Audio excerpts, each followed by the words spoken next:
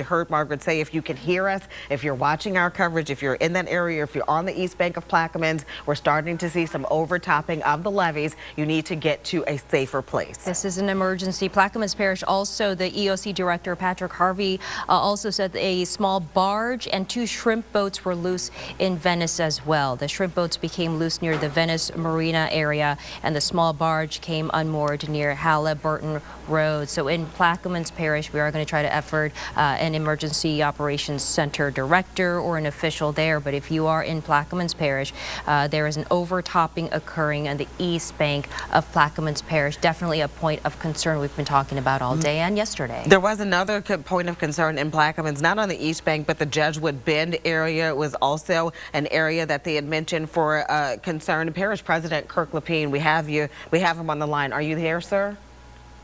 I'm here. You know, we just heard Margaret report some overtopping on the east bank of Plaquemines. Can you give us an assessment of what the situation is? We have had some confirmed reports of the sheriff's deputies on that side, some overtopping by the Scarsdale pumping station, and also what we call a little bit of what's called White Ditch, which is a little bit further down. So we see in some overtoppings that they have reported that back to us. And what is the situation like in terms of residents or people? Are they in harm's way? Well, that was part of the mandatory evacuation area of the whole East Bank. Speaking with some of the deputies, they feel that there is not many residents. If there are, they will be warning them.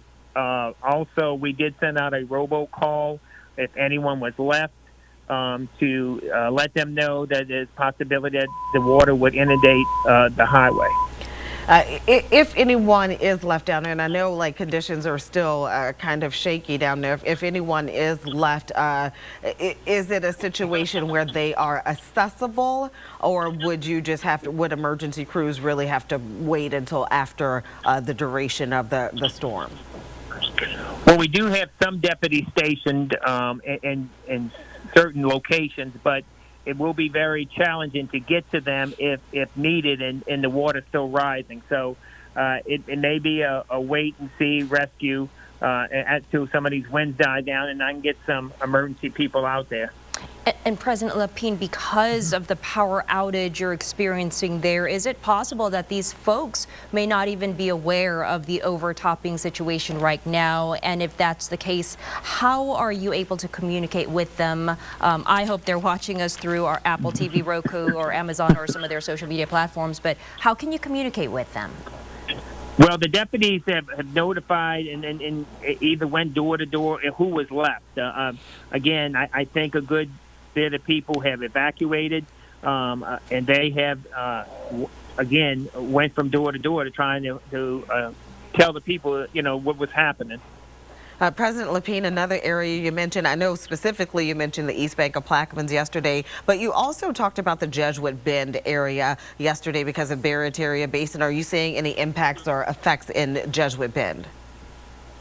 I'm not yet. We've actually had some crews drive all the way down to Myrtle Grove and haven't seen any situations where it's given us concern on the highway.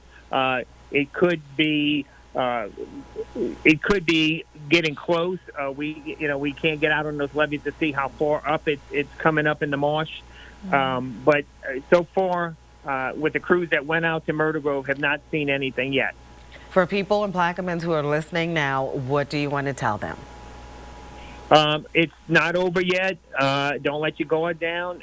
We still got hours and hours of wind and rain. We'll get through it. It's going to take a little time. And as soon as we can get out and put crews out and make assessments, we will. And I'm hoping that we will have a chance before daylight goes out tonight. But we're not going to send anybody out until we feel it's safe. President Lepine, we have Margaret Orr here. She has a question for you. So, President Lepine, hey, I'm thinking about you. So, thank you. What kind of reports are you getting of damage? We have seen a little bit of damage. Actually, we have about 7,400 people out of power, but ironically, we're sitting at the EOC and we have not lost power on Highway 23 yet. Well, that's great. I mean, there are some areas in Belle Chase, and I've seen some areas down the road that still have a little bit of power left. So, damage-wise, I just got out the truck with the sheriff. We rode a little ways down, but we saw a couple of telephone poles, some trees, but nothing, magnitude. But again, we'll get out on the road when we think it's safe. What about storm surge besides the overtopping that we were talking about on the East Bank? We're watching it very quick. Watching it. It has started to drop down in the Buras area or down in our southern end, so that gives us a little bit confident down that way. So usually when those winds switch, the area of the East Bank will drop also. But, we don't know if the storm will continue to move on this track and maybe move away from us and get those winds to push. The problem is it alleviates the East Bank, but it causes havoc for the West Bank. So, and in fact, wait, Kurt, I've got the radar up behind me, and you can see how you're getting more of a southwest flow now. So yes, that's going to be impacting more the west side than the east side, and then moving up really into the northern portion of St. Bernard Parish. So correct. Your assessment at this time is what? We don't see any water on the roads right now up to Myrtle Grove. Now, we haven't ventured any further past Myrtle Grove yet. Like I said, once we pulled the crews back because it was really blowing and they were feeling it was unsafe. So we pulled those crews back. But up to Myrtle Grove, there's not water on the road yet on the West Bank.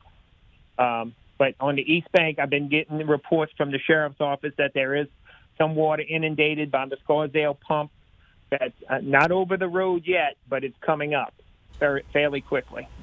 Lepine, I know that there was a shelter open in Plaquemines Parish. Could you kind of give us the status of things about how many people are utilizing it, and have you seen more people go to the shelter, I guess, throughout the day? Oh, we did. We normally do shelter people in place in the pavilion or in the multipurpose center, but this time we registered them and we sent them to West Monroe. That was our point-to-point contract. About 40 people got on buses yesterday, and we moved them to a safe place in Monroe.